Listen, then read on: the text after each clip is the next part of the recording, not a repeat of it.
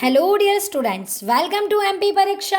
और जैसा कि हम सभी जानते हैं, आज सोमवार है और आज दिन है हमारा वीकली करंट अफेयर्स पढ़ने का।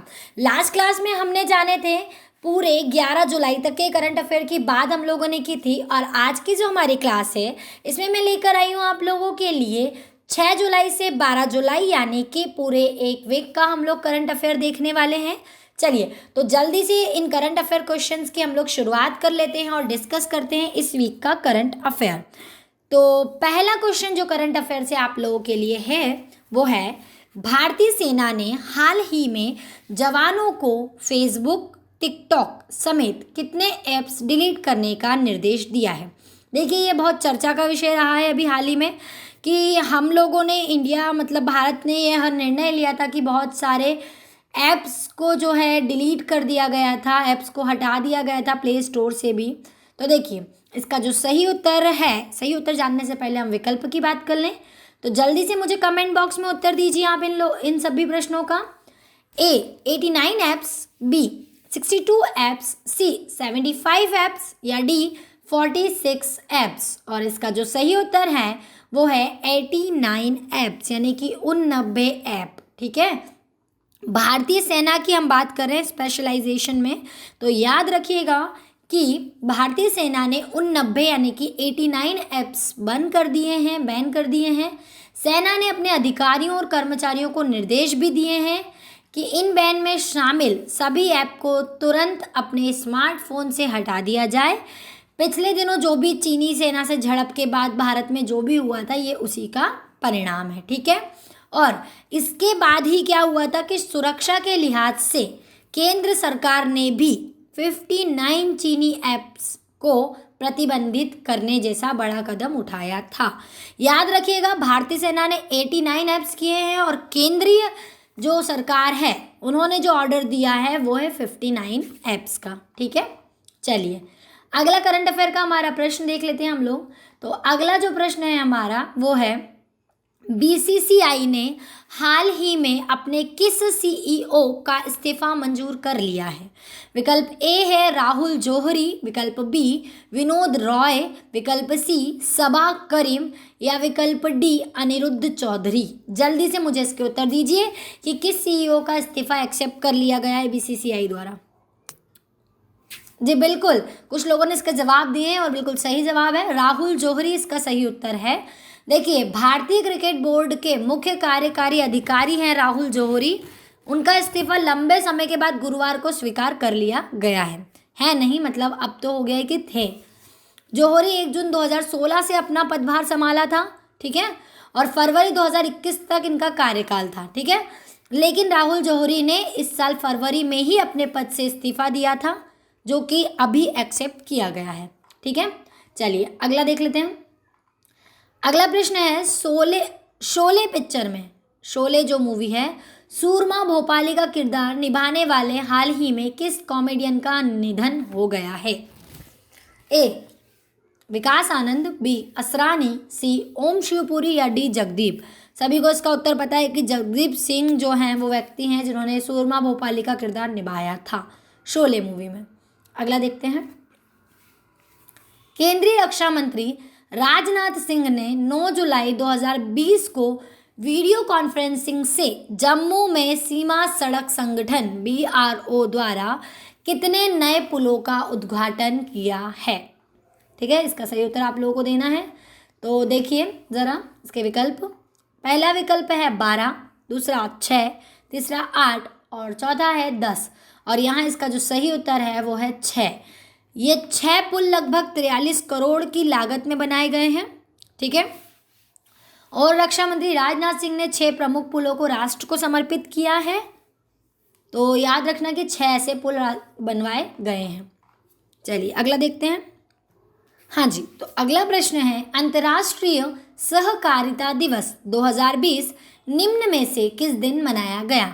ए 4 जुलाई, बी 5 अप्रैल, सी 8 जून या डी 3 मई। तो आपको बताना है कि अंतर्राष्ट्रीय सहकारिता दिवस 2020 में किस दिन मनाया गया है। तो देखिए, 4 जुलाई को संयुक्त राष्ट्र प्रत्येक साल जुलाई के पहले शनिवार को अंतर्राष्ट्रीय सहकारिता दिवस के रूप में मनाया जाता है। यह दिवस क्या होता है? सहकारिता के बारे में जागरूकता बढ़ाने के लिए मनाया जाता है, ठीक है। और इस बार कब मनाया गया है? ये 4 जुलाई को मनाया गया है। चलिए अगला प्रश्न हम लोग देख लेते हैं। करंट अफेयर से आपका जो अगला प्रश्न है वो ये है कि केयर रेटिंग्स ने वित्त वर्ष 2020-21 के लिए भारतीय अर्थव्यवस्था को कितने प्रतिशत तक का सिकुड़ने का अनुमान लगाया है? ठीक है, इसके ऑप्शंस हैं: ए 7.4%, बी 8.4%, सी 6.4% या डी 6.9%। और इसका जो सही उत्तर है हमारे पास वो है 6.4%। देखिए, रेटिंग एजेंसी ने कोविड-19 जो महामारी चल रही है उसके कारण जो लॉकडाउन हुआ उसके कारण आर्थिक गतिविधियों में जारी प्रतिबंधों का हवाला देते हुए ये बताया है कि भारतीय अर्थव्यवस्था की जीडीपी को घटा दिया है। इससे पहले एजेंसी ने मई में 2020-21 में जीडीपी में 1.5 से 1.6 की गिरावट का अनुमान जताया था, ठीक है। लेकिन लॉकडाउन जारी है तो रिपोर्ट के अनुसार सकारात्मक वृद्धि केवल कृषि और सरकारी क्षेत्र में आएगी, बाकी में क्या होगा? गिरावट का अनुमान जताया गया है, ठीक है। तो यहाँ जो इसका सही उत्तर है वो क्या हो जाएगा? 6.4%। चलिए अगला प्रश्न देखते हैं। अगला प्रश्न हमारे पास है, हाल ही में किस राज्य सरकार ने भूमिहीन किसानों को फसल ऋण देने हेतु बलराम योजना शुरू की है? इंपॉर्टेंट प्रश्न है। बलराम योजना सभी को वैसे पता ही है लगभग, अगर आप करंट अफेयर डेली पढ़ते हैं तो।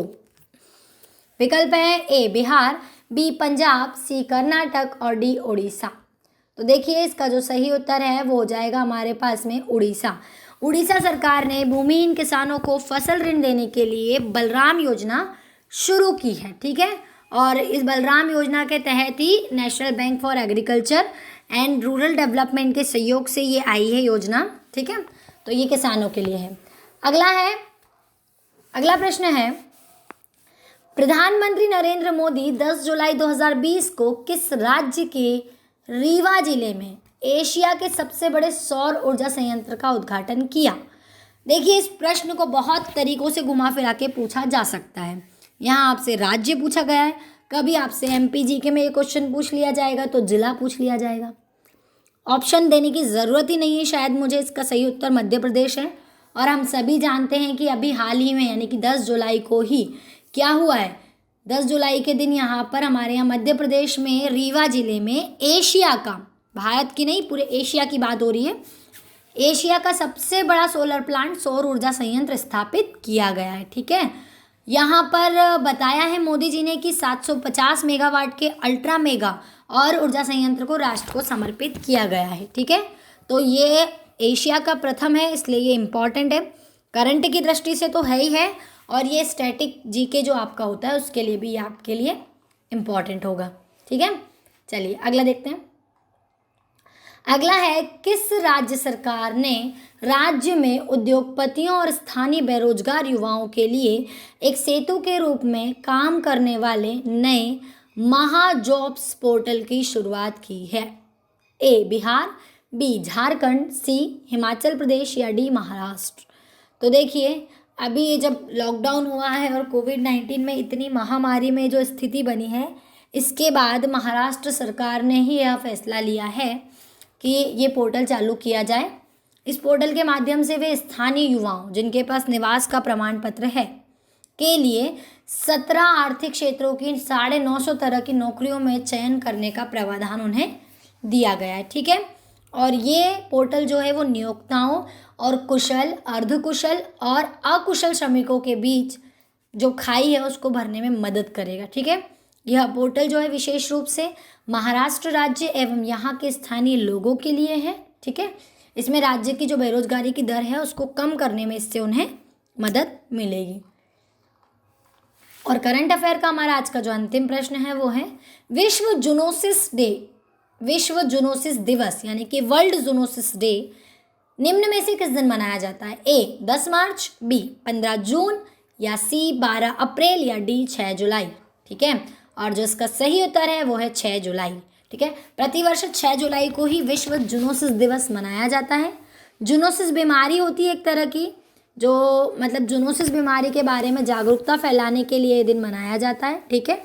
6 जून 1885 को प्रसिद्ध फ्रांसीसी रसायनज्ञ और वैज्ञानिक लुई पाश्चर के द्वारा सफल रेबीज टीके की खोज के उपलक्ष्य में यह दिन मनाया जाता है। ठीक है, और सबसे ज़्यादा बैक्टीरिया के कारण ये बीमारी फैलती है। तो ये हमारे आज के करंट अफेयर के 10 प्रश्न हुए। इसी तरह हम अगले सोमवार को आपके लिए फिर वीकली करंट अफेयर लाएंगे। अगर आप वीकली करंट अफेयर के 10 प्रश्न रेडी करते हो तो आपके पास एक बहुत अच्छा कलेक्शन बन जाएगा प्रश्नों का, और ये करंट अफेयर आपको हर एग्जाम की दृष्टि से बहुत महत्वपूर्ण साबित होने वाले हैं। तो हमारे साथ आप लोग बने रहिए, इसी तरह करंट अफेयर पढ़ते रहिए, और अगर आप अपने कोई भी दोस्त जो तैयारी कर रहे हैं उन तक ये शेयर करना चाहते हैं तो ज़रूर शेयर कीजिए, चैनल को सब्सक्राइब कर लीजिए ताकि जब भी कोई अपडेट आपको मिले तो आपको नोटिफिकेशन प्राप्त हो सके। तब तक के लिए सभी लोग घरों में रहिए, सुरक्षित रहिए और पढ़ते रहिए। All the very best. दोस्तों, ऐसी और वीडियोस के लिए अभी सब्सक्राइब कीजिए एमपी परीक्षा चैनल को और बेल आइकन दबाना ना भूलें। और अगर आप किसी भी एग्ज़ाम की तैयारी कर रहे हैं तो अभी डाउनलोड करें परीक्षा ऐप।